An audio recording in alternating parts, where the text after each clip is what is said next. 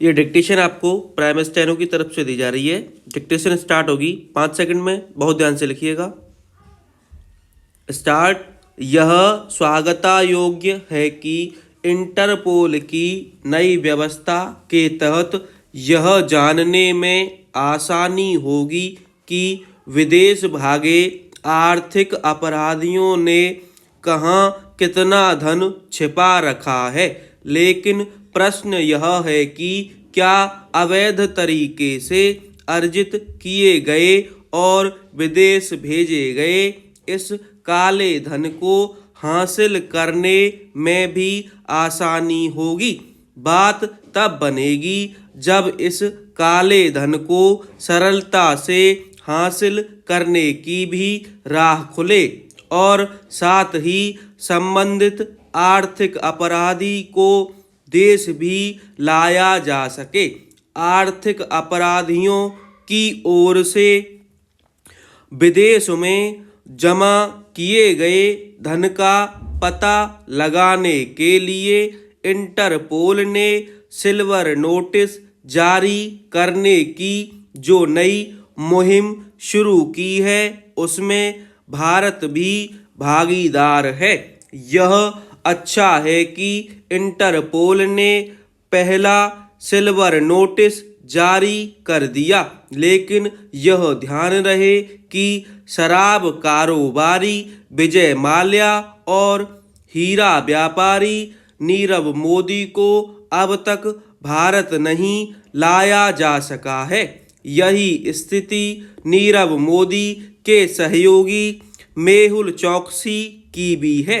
इसके अलावा भारत से भागे कुछ और आर्थिक अपराधी भी, इनमें से कुछ के बारे में तो यह अनुमान लगा लिया गया है कि उन्होंने कितना धन विदेश भेजा, लेकिन अन्य के काले कारनामों की तह तक नहीं पहुंचा जा सका है।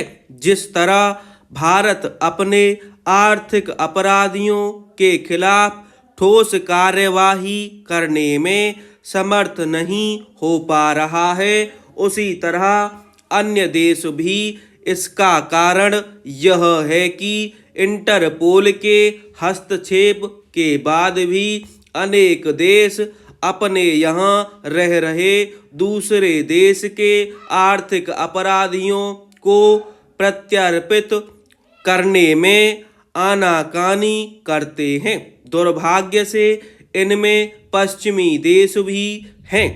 क्या यह किसी से छिपा है कि विजय माल्या और नीरव मोदी आदि को ब्रिटेन से लाने में सफलता नहीं मिल पा रही है।